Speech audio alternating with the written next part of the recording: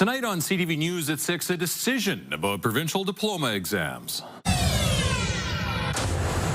choice for high school students after a 3-week teacher strike. Given the disruption, clearly there are some learning gaps, so there's going to have to be some adjustments made. What a new city council could mean for infill in Edmonton. And if it catches your attention and you go, what the heck is that? Well, that tells you something right there. And double header. Trick-or-treating and the Toronto Blue Jays, Halloween or the World Series. I was like, wait, what are we going to do on Friday?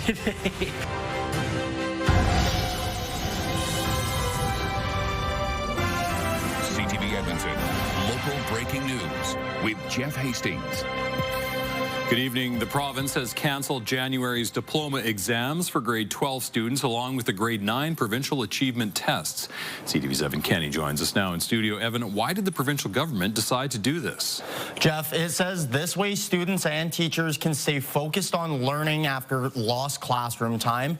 Students have missed 3 weeks of class, nearly 20% of the semester due to the teacher strike. Diploma exams are worth 30% of a grade 12 student's grade. The other 70% comes from the coursework during class. The province already made diploma exams in November optional. Some were also worried students would struggle to catch up in time for January's diplomas. Given the disruption, clearly there are some learning gaps, so there's going to have to be some adjustments made. Every moment is precious. We need to minimize disruptions, and we need to really clearly focus on that learning. This change was made late this afternoon after the province mistakenly posted the news on its website yesterday. The president of the Alberta Teacher Union says that created unnecessary stress. To put something out like that and then to take it down is just causing confusion amongst parents and students and teachers. They don't know what's going on. The education minister's press secretary tells us there is a back-end glitch and the website was prematurely changed. The province says if a student does want to write any of the January diplomas, they still have the option to do so in April or June. Those who don't will receive their school-awarded mark as their final official course mark. Their transcripts will include a notation which will ensure students will be able to graduate and transition into post-secondary without impact. Jeff? All right, Evan, thank you. That's Evan Kenny live tonight. The Edmonton Public School Board has a new board chair. Sadiq Sumar was voted in, defeating incumbent Julie Kuzik. Sumar is one of 4 returning trustees with 5 new faces on the 9-person board. The board will also have a new vice chair as newcomer Linda Lindsay beat out incumbent Jan Sawyer. The province says payments are going out to parents whose children were affected by the teacher strike. Parents who signed up on or before Monday will start to receive e-transfers today. The financial assistance is retroactive to October the 6th when the strike began. Caregivers will get $30 for every missed day of school. Payments will be sent out to the email address connected to your alberta.ca account. Only 1 parent per child is eligible. Edmonton police believe 4 fires in south central Edmonton over the last 2 weeks were intentionally set. On Wednesday night, a home under construction in Belgravia was damaged by fire. Before that, Sunday night, a construction site in the same neighborhood went up in flames. There was also a fire in King Edward Park in mid-October and a fire in Strathcona a few days later. EPS says officers are increasing patrols in those neighborhoods. It's asking people in those areas to check security footage for suspicious activity between 10 p.m. and 1 a.m. on the night of the fires, especially people living around construction or infill sites. More changes appear to be coming for infill housing under the new city council. The previous group made some adjustments in one of its final major decisions of the term, but some councillors say it's time for further action on what they heard from Edmontonians during the election campaign. Jeremy Thompson reports. New infill 8-plexes are going up on corner lots and mid-block in West Edmonton. We've heard enough. Knocking on the doors, it was fresh in our faces. People spoke, and we have to listen to the people. New councillor Mike Elliott believes most Edmontonians understand why more housing is needed, but he says they also recognize what isn't working. Walking down the street or as a citizen driving down the road, and if it catches your attention and you go, what the heck is that? Well, that tells you something right there. After a multi-day public hearing in July, the previous council made some adjustments to infill rules. Moving forward, buildings have to be smaller with fewer side entrances and appear more like a house from the street. But that council maintained the maximum unit count at 8. The process felt pretty chaotic for all parties, and that kind of destabilization creates a lot of emotional churn as well as fear, both within community and within the marketplace. Kaylin Anderson attended that hearing representing industry. She says developers are adapting to the new rules and expect more changes in the months and years to come. This new mayor and council can really lean into providing clarity that will give industry the confidence that it needs to adjust over time. City staff are preparing a report analyzing the impact of dropping the maximum to 6 units due in early 2027. But Councillor Ashley Salvador says council could make changes much sooner than that. It will also consider adding enforcement officers and stiffer penalties for developers during upcoming budget talks. If they are not getting the right permits, if they're causing damage to adjacent properties and, not having protections in place as they should and are continuing to do so. So those repeat offenders, that's where we really need to crack down. Like new Mayor Andrew Knack, Salvador supports a 6-unit maximum mid-block. She's also hopeful the next iteration of infill under last summer's rule changes will be a better fit for neighborhoods. Jeremy Thompson, CTV News, Edmonton. One of the most popular Halloween outfits this year could be a Blue Jays jersey. Several Edmonton fans were showing their pride when they flew out early this morning to be at Rogers Centre tonight for what could be a historic World Series win. Nicole Lampa reports.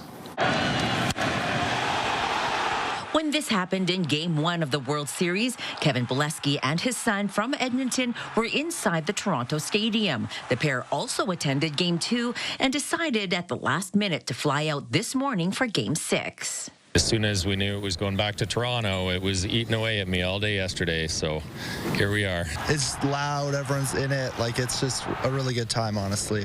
While the Boleskys won't say how much they've paid to watch 3 World Series games, another fan says the hefty price tag is worth it.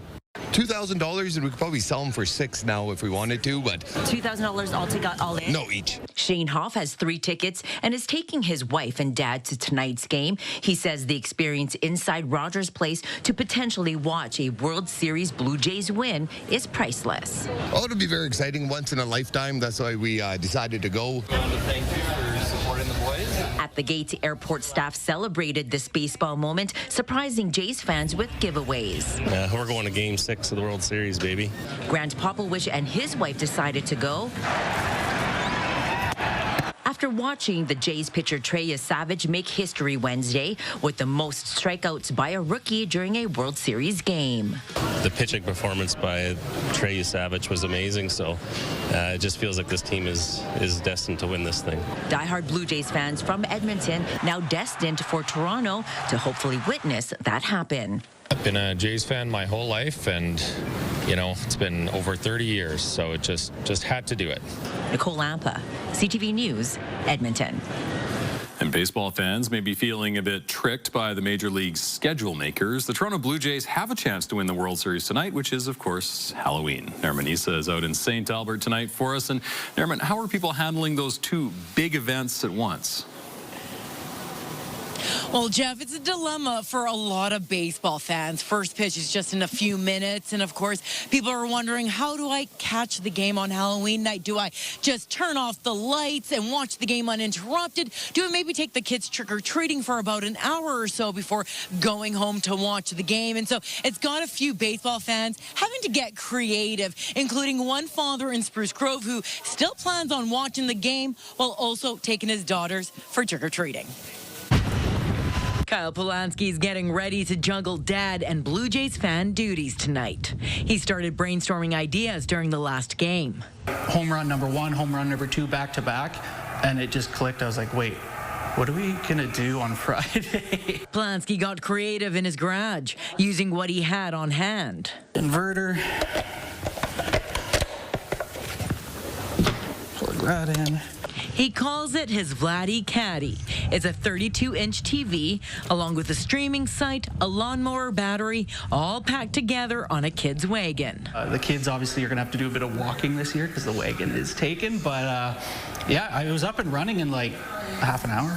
Polanski's taking his two daughters trick-or-treating. He doesn't want to miss out, but he also doesn't want to miss the game. And I mean, it's been a long time. I think, was it 32 years now? So I would have been, eating baby food last time around. So this one will be a little bit more memorable. The Jays fan doesn't know what kind of reaction he'll get from his setup. Obviously, dangerous roads, and everybody's got to be paying attention. So I don't want to be distracting in any sort of way, but I hope the reaction's positive. He does expect some families to stick close by to watch the game, and for homeowners to get a kick out of it. Maybe it means more candy for the girls. Or for Dad. Polanski's hoping to pair some chocolate with a championship with the hopes the Blue Jays get the job done tonight, all while not missing a play. All right, so we're here in Jensen Lakes, and this is quite impressive. We're here at a cul-de-sac where all the neighbors in the cul-de-sac came together to make one huge block party for Halloween. They got all the treats together. They've got some games, and look at that. If you don't have your own Vladdy Caddy, you can come here and watch the game. They have it streaming for all of the Blue Jays fans to check it out. So that means that you can still celebrate Halloween and, of course, the Blue Jays all at the same time. Back to you, Jeff. All right, thank you, Nariman. Edmonton Oilers head coach says one of his top defensemen is frustrated with the way he's been playing. Chris Knobloch says despite some struggles, he's confident Evan Bouchard will bounce back. Right now, he's feeling it, not having as much confidence as he usually does. And so I think it's just about simplifying, making his play a little bit quicker, faster, moving his feet. Bouchard was on the ice for 3 of the Rangers' 4 goals against the Oilers last night. Knobloch says he wants his team to move on from the loss as quickly as possible. The Oilers wrap up a 3-game homestand tomorrow night against the Chicago Blackhawks. An auto body apprentice at NAIT is preparing for what's known as the Olympics for Trades. As Amanda Anderson reports, it's the first time NAIT has been represented on the world stage for car painting by a female student. Even when there's no class scheduled and the NAIT Auto Body Shop empty, you'll find Annika Jones honing her skills. Sometimes you're just good at it, but it also does take quite a bit of practice. The third-year apprentice has laser focus as she practices masking a car hood for a paint job. I really liked cars growing up, and my family kind of liked cars, but no one ever really went to work on them. The number of women taking the auto body program has increased substantially over the years, but Jones is NAIT's first female student, considered one of the best in the country after the Skills Canada competition. It's a trade competition, so for all the trades, but for me it would just be I would prep something, I would paint something, maybe a little decorative aspect. Now she's training to compete in car painting at World Skills. Kind of like trade Olympics, like all the trades going at it, competing, seeing who's the best. It just so happens the expert and trainer assigned to work with Jones from World Skills is her instructor and mentor. That hard work and dedication is what it takes to be at the top of your game of the world. You're going to start from the bottom here. The skills required for the competition change each year, competitors only getting a few hints on what to practice. Very critical to have her practice these different tasks that she could face. Everything has to be at the highest level, and so that's what we're working on. Buckmeyer says just getting to that level opens up so many doors for her young student. I've had past World Skills competitors get job hunted from across different countries, and so the opportunities that will open for her are uncomparable to anything that you would just get here in Canada. In a male-dominated field, Jones hopes her accomplishments will help inspire other women. There's been hard times, but there are the people that really support women getting into the trades, and you just need to find those people. The World Skills competition will take place in China next September. Amanda Anderson, CTV News, Edmonton.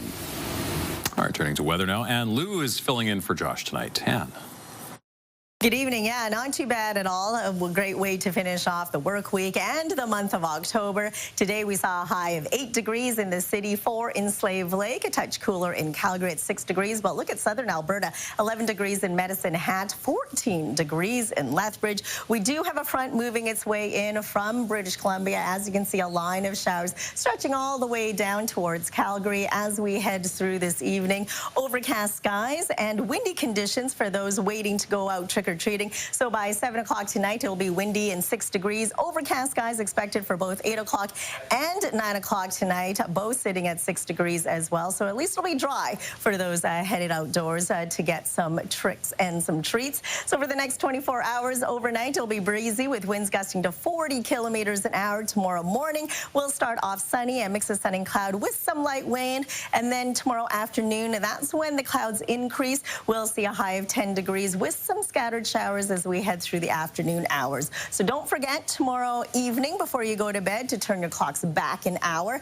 With those afternoon showers, it clears up quite nicely into Sunday. Mostly sunny skies with a high of 9. Monday, we're looking at a mix of sun and cloud with a high of 8. So it clears up quite nicely above seasonal temperatures for the start of the month of November. Back to you. Thank you, Anne. Coming up on CTV News at 6, a closer look at entering the rental market. They seemed so nice.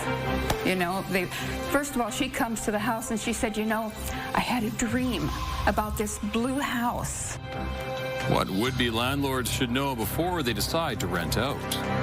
They took all the shower heads, they took the kitchen faucet, they took all the appliances except for the fridge.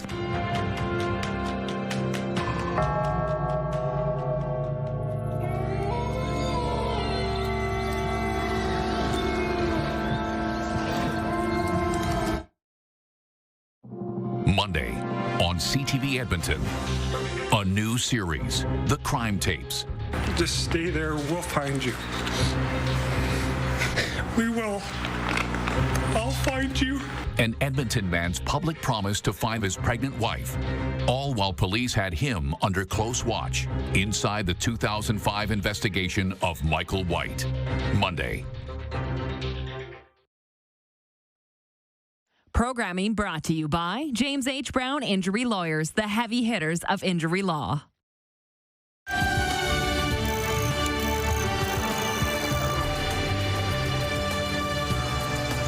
An Edmonton area family finally feels like their house is back to a home after it was trashed by tenants. They estimate it cost $80,000 just to clean up what was left behind. In the fourth part of our rental series, what they think landlords and anyone thinking of being a landlord should know before deciding to rent out. So it's my dad and all the neighbors building it. It's a house the Prince family built and owned nearly 50 years. With their kids grown and their winters spent in the U.S., 5 years ago, Eleanor Prince and her husband decided to sell. They listed the Beaver County property privately and were asked if they'd consider a rent-to-own agreement. So these people came along with $17,000 and said, okay, we're serious. We want to rent this. And we want to buy it. We will buy it by April the 1st. She said the couple had kids, were kind, and seemed trustworthy. She says they asked for the contact of their last landlord, but the family had a seemingly valid excuse for not providing it. They seemed so nice. You know, first of all, she comes to the house and she said, you know, I had a dream about this blue house. And because this was blue. And she told me all this sentimental stuff. Feeling confident, they came to an agreement where a portion of the rent would go to a down payment. Prince and her husband traveled back to Phoenix. About a year later, she said the tenants began falling behind on their payments. Prince's adult children then decided to check up on the home. These floors are covered in dog poop. Besides stepping in poop when you came in, the smell would hit you. And it was like a mixture between the dog poo that was all over the floor and cat. And it was just horrible. Right here, this whole wall was just urine soaked. Colleen McGale says her childhood home resembled a puppy mill, with kennels and dog runs littering the basement and shop. She says feces from different animals, including horses, was scattered across the property. And a dead cat was in the hot tub. He's like, oh, and that's our dead cat in there. The dogs killed it, so we just tossed it in there. And I was like, oh. We don't know how long it had been there, but it was still there when we took possession of the property again. When we heard about all the damages they'd done, so that just broke our hearts. My husband especially, because he put so much effort into this house. So that's all horse poop in the driveway. McGale returned with eviction notices she taped on all the doors. She says the tenants were given 14 days to leave, and they left in 20. They took all the shower heads. They took the kitchen faucet. They took all the appliances except for the fridge. They took the hot water tank. They took light fixtures, like took light bulbs. The light fixtures in the front of the house, like the entry lights, they took those. They took everything that they could take. She says before the renters, the property was appraised at around $585,000. And afterwards, a realtor said it was worth $200,000 less. The family decided to eat the costs of the damages and items taken to avoid further headache. That happens a lot. Sometimes the cost of chasing it far exceeds what it's worth. Donna Monkhouse from the Alberta Residential Landlord Association says while it may seem futile, landlords can go to the Residential Tenancy Dispute Resolution Service for help. The quasi-judicial service settles disputes between landlords and tenants, which can include awarding damages. Another option. The best thing to do is file in court, so there's a file. So it would get put on Equifax, make sure it gets on Equifax and the credit bureau, so that if they go to buy a house or they go to buy a car, that pops up. I'll tell you, I won't rent a broom out. I'll give it to somebody, but I won't rent anything ever again. Prince wishes she'd done more homework on the tenants. The silver lining is her daughter and husband decided to buy the property, clean it, gut it, renovate it, and live there. It was sad. Yeah. My grandparents lived here. My dad built it. Like, it's just... So now it's the way it's supposed to be. My parents are living here. We're living here. My kids, my grandkids, like, we're all here. And now it's better. A tale of caution that wraps up our rental series on the complexities that come with both renting and renting out. Still ahead, a man is airlifted to hospital after being mauled by a grizzly near Cochrane. When we enter the forest, we enter the food chain again. Warning to hunters and all those in the backcountry. And later. People do need to pay attention to any activities that they're doing that involve fire. Alberta's wildfire season comes to an end, though the risk isn't over yet.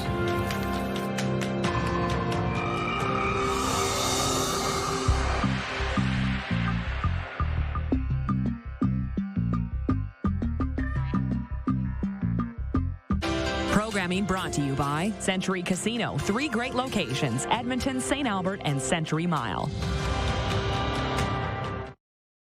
Programming brought to you by Action Furnace.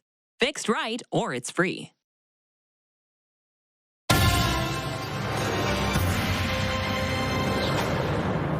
Our crew on CTV Your Morning Edmonton got into the Halloween spirit today. Their costumes were a real work of art. Probably can't pull this off last minute. No, probably not. This took a while. Fantastic. Talk to us about how this came together. Okay, I did see an inspiration photo. It was from a Halloween parade in New York, right? And they did the Mona Lisa, they did Van Gogh, but I decided maybe let's go a little wild this year. Warm and sunny Halloween. That's CTV meteorologist Corey Adel, unrecognizable as Vincent Van Gogh, and that is our Kim Wynn under that Picasso paint. She's the one responsible for both transformations. Her workday started at midnight to ensure the costumes were picture perfect. This month, our friends on Your Morning have also been turning to you, the viewers, to vote on the best Halloween candy. It came down to a nail-biter between Kit Kat and Twizzlers, with Kit Kat eventually coming out on top. And Ann Lou joins us for another look at weather. Ann. Good evening and happy Halloween as we head into this evening. Not too bad at all. Cloudy skies for the trick-or-treaters. Today, not too bad at all either. We saw a high of 8 degrees, well above the seasonal average of 4 degrees. Overnight lows at -5, bang on seasonal. The record set back in 1981 at 19 degrees. The record low at -27 at 1984. Hope nobody was complaining about our 8 degrees today, because last year on Halloween, we saw a high of -0.5 degrees with the overnight lows at -8 degrees. So today, not too bad at all. Overnight, as we head into tomorrow morning, it'll cool down, but not too badly. 1 degree for Coronation, 2 for Red Deer. We'll look at 2 to start off the day for the city of Edmonton. Warmer for Lethbridge and Medicine Hat at 6. -1 for Cold Lake, as well as high level. You're looking at 1 degree for Fort McMurray to start off the day. So we do have a front moving its way in from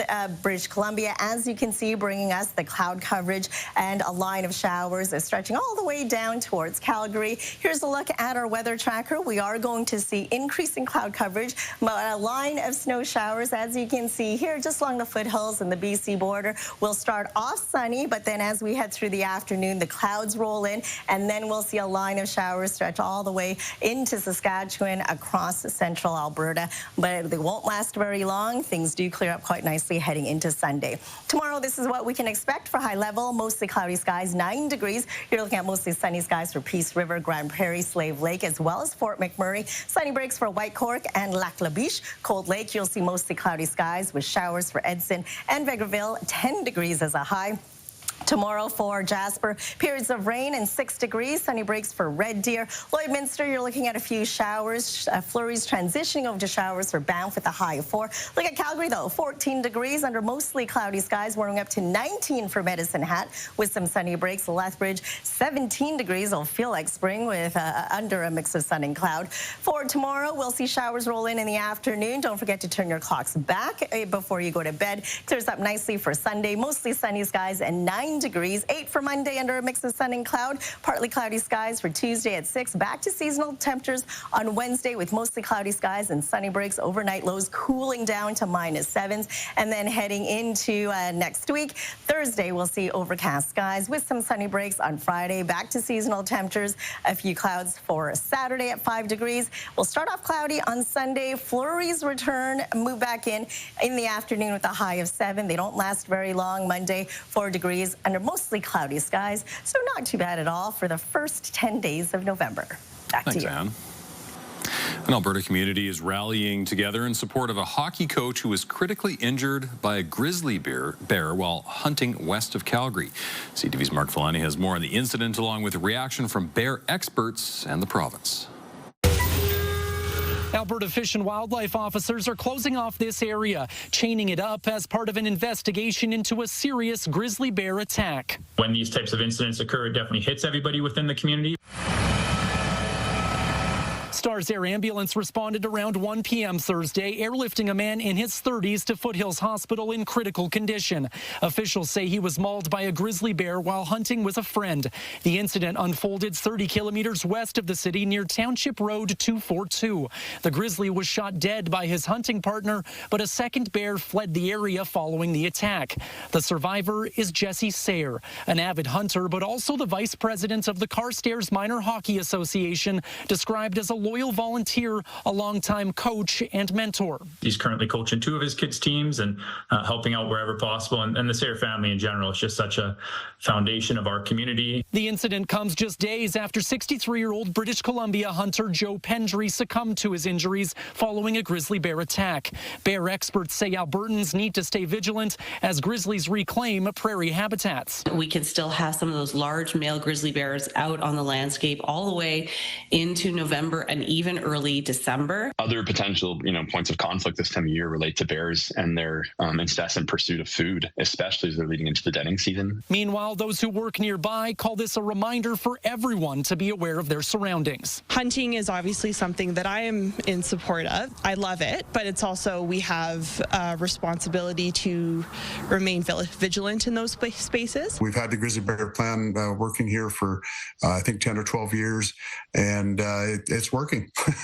The grizzly population is growing. Sayre's condition is now upgraded to non-life-threatening, and as devastating as this incident was, his entire community is rallying around his recovery. If there's one thing we know about Jesse is he will battle through that, and we'll see him back out on the ice hopefully soon enough. Still ahead, leaders face-to-face officially for the first time in 8 years. Distance is not the way to solve problems. Mark Carney meets with Xi Jinping and... What did you talk about with Prime Minister Carney? Are you and Canada going to resume negotiations? No. Donald Trump isn't ready to talk trade with Canada yet. Stay with us.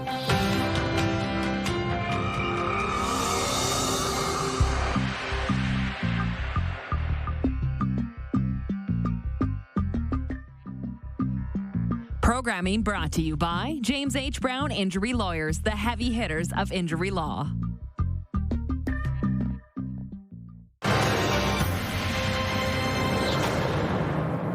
Prime Minister Mark Carney says Canada's relationship with China is at a turning point following his meeting with Chinese President Xi Jinping. Carney met Xi on the sidelines of the Asia-Pacific Economic Cooperation Summit. Judy Trin reports. The face-to-face hosted by China marked the first time in 8 years that a Canadian and Chinese leader met officially. Mark Carney expressed regret for lost time. Distance is not the way to solve problems, not the way to serve our people with people-centric growth, as you have advocated. Pragmatic and constructive engagement is. The meeting lasted 39 minutes. According to a readout from the Prime Minister's office, the leaders discussed trade issues, including agriculture, canola, seafood, and electric vehicles. There's no deal, but there's dialogue. We now have a turning point in the relationship. The freeze in relations began in 2018 after Canada arrested Huawei executive Meng Wanzhou at the request of the U.S. In response, China detained Michael Spavor and Michael Kovrig. Then in 2022, Xi scolded former Prime Minister Justin Trudeau in front of cameras. Analysts say recalibrating with China must be done carefully. Mr. Carney will be able to have firm views on difficult issues related to human rights, religious freedom, and so on, while at the same time saying, let's discuss how we can work together. We are going to have to play our own game with China based on our own interests and our own ambitions. This was the second time Carney has met Xi. Previously, they met in 2016 when he was governor of the Bank of England. There will be a third meeting, too. Xi Jinping has invited Carney to China for a state visit. Judy Trin, CTV News, Gyeongju, South Korea. Trade talks between Canada and the U.S. are still off, according to the president. This after Trump and Carney spoke briefly in Asia, which Trump called a nice conversation. CTV's Jeremy Charles reports. Back on U.S. soil after meeting with world leaders in Asia, U.S. President Donald Trump confirming talks with Canada aren't restarting. What did you talk about with Prime Minister Carney? Are you and Canada going to resume negotiations? No. Trump and Prime Minister Mark Carney spoke during a working dinner earlier this week with other world leaders in South Korea, the first encounter between the two leaders since this Ontario government anti-tariff ad prompted Trump to halt negotiations. I have a very good relationship. I like him a lot. But you know what they did was wrong. He was very nice. He apologized for what they did with the commercial. On Thursday, the Prime Minister's office confirmed Trump and Carney spoke during the dinner, but didn't make mention of an apology. The Office of the Minister in charge of Canada-U.S. relations declined to comment today. Our job is to respect their choice and deal with whoever is in the White House. And so it's up and down with Canada, but we'll just have to bear through it as we make our way in getting a trade agreement, a new trade agreement with our American neighbor. Washington has accused Canada of being difficult to deal with in negotiations. Trump's National Economic Council director telling CNN Canada hasn't been playing fair. So President Trump won't stand for it. He's tried to negotiate with the Canadians to get better deals for Americans, and they've been, frankly, rude and dismissive. And this is how it gets to where we are. Carney's government has said it stands ready to resume negotiations whenever Washington is ready, and Canada's ambassador to the U.S. says lines of communication remain open. Jeremy Charles, CTV News, Ottawa. Canada's economy shrank in August, but advanced estimates suggest a recession might be narrowly avoided. StatsCan says the Canadian economy shrank by 0.3% in that month. Statistics Canada says the Air Canada flight attendant work stoppage hurt activity in August, while declines were also seen in the country's manufacturing, trade, and mining. Early signs suggest the economy barely managed growth in the third quarter.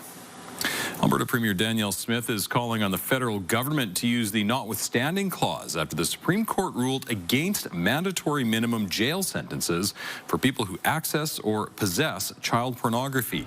In its ruling, the court says the mandatory minimum for these crimes is unconstitutional. According to the High Court, such a move would remove a judge's discretion to impose other sentences when appropriate. The decision backs a previous ruling in Quebec and flows from the cases of two men who pleaded guilty to offenses. FBI Director Kash Patel says a terrorist attack planned for this Halloween weekend has been stopped. Patel says multiple suspects who were allegedly plotting a violent attack were arrested in Dearborn, Michigan. Local police posted they were aware of an FBI operation and there is no threat to the community. The death toll from Hurricane Melissa is now 49 as the storm weakens and churns north towards Atlantic Canada. At least 30 people have died in Haiti and 19 in Jamaica, where Melissa made landfall Tuesday as a powerful Category 5 hurricane.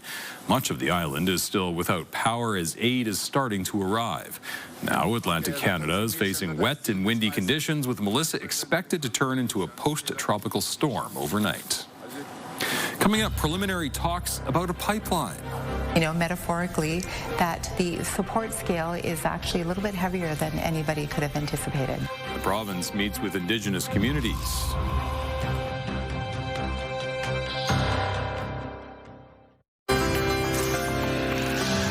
Checking on the markets, the Canadian dollar traded for 71 cents U.S. Oil was up 41 cents, closing the day at $60.98 U.S. a barrel. Gold lost more than $19. The TSX and Dow Jones both ended the day higher, 81 points and 40 points, respectively. Talks are underway with Indigenous groups to gain support for a pipeline to BC's coast. The Alberta government is leading the application to send more crude west and off to market. As CTV's Jordan Canagan reports, First Nation groups seem split on whether to embrace the province's pitch. Alberta's premier calls a pipeline west a once-in-a-generation opportunity, and now the province is seeking support from First Nations along a potential route. When you're looking at the scales, you know, metaphorically, that the support scale is actually a little bit heavier than anybody could have anticipated. Alberta announced earlier this month it would spearhead the initial work for a proposed pipeline to BC's northwest coast. It's teaming up with private partners to suggest a route and figure out cost, also part of the plan, Indigenous engagement and co-ownership of a possible project. Well, it means prosperity. It means seat on the board. It means being able to control a major project like this and have input and influence. But there is also strong opposition. The Coastal First Nations group, where a possible pipeline could go through, says it's a firm no. We must inform Premier Smith once again that there is no support from Coastal First Nations for a pipeline and oil tankers project in our coastal waters, reads a statement. Well, many of the groups that are against the pipeline haven't talked to the proponents, haven't informed themselves properly or enough regarding, pipeline safety, integrity, environmental protection, and so forth. The proposed line could send 1 million barrels of Alberta bitumen west and then off to international markets. Alberta's Indigenous Relations Minister has visited with 5 communities so far and talked to a dozen more on the phone. More trips are planned next month. I think the encouraging thing to focus on is that there's not outright opposition unanimously. There is support because communities are seeing, like Haisla First Nation, for example, they're involved in Cedar LNG. There is an understanding that these kinds of resource projects bring significant benefit. Jordan Canagan, CTV News, Calgary. Alberta's wildfire season unofficially comes to an end today, even though 30 fires are still burning. Overall, there were 1,245 fires in Alberta, which torched nearly 682,000 hectares of land. That's slightly less than last year, much less than 2023. It's too early to predict what the next fire season will bring, but the amount of precipitation we get now before the ground freezes will play a role in next year's season. Considering how dry it is right now, especially in southern Alberta, people do need to pay attention to any activities that they're doing that involve fire, sparks, firework activity. Environment and Climate Change Canada says the risk isn't over yet. There are still fire advisories across the province. There are also some fire bans, including in Ponoka County. And the winter weather is not quite here yet, but the City of Edmonton is starting its snow and ice control program for the season. The city says service levels will stay the same as previous years. It will focus on better communicating important information about snow clearing. The city says it will aim to provide real-time data with accurate information on service timelines. The online maps have the most up-to-date detailed information about the parking bans. Additionally, we really encourage residents to sign up for the notifications as we consistently improve and update our notification system. Residents can add 5 addresses, so that can be your home, your work, places you normally travel, so that you can get information to your phones or email directly about the bans in your area. Failure to move vehicles during a parking ban could result in a $250 ticket or tow. The city says it has issued more than 2,200 tickets during parking bans last snow season. Still ahead, an ode to the Blue Jays. Let's go Blue Jays, time for baseball. 11-year-old drops a new song dedicated to Canada's only Major League Baseball team.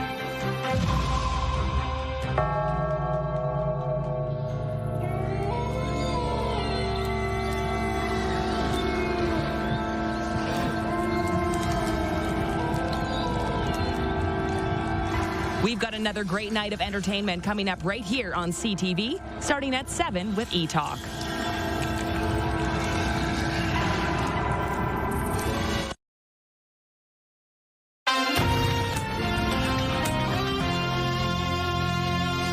Here's one for the parents. Dictionary.com has selected 6'7" as its word of the year for 2025, despite admitting it's not exactly sure what it means.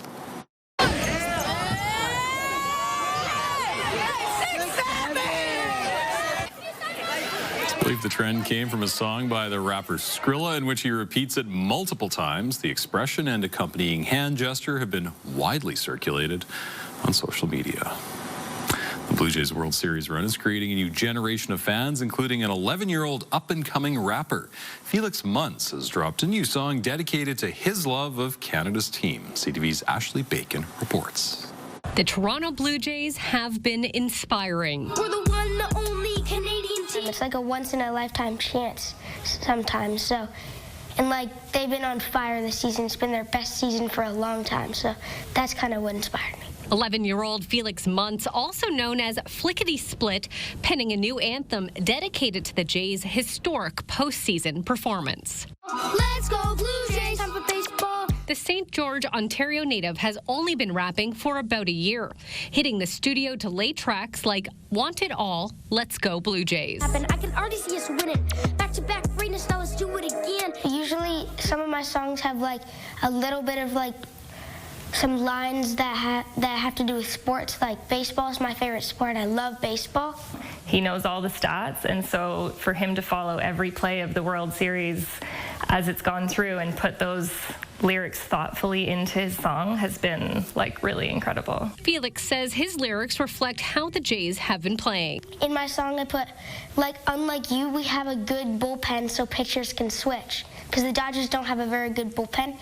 And then I said, it's another winning year. This time it's not Joe Carter, because the last time they won, Joe Carter hit the walk-off home run. The young rapper gaining confidence while having a positive artistic outlet, according to his mom, Becky. I mean, ultimately our goal is just to nourish the talents that our kids have.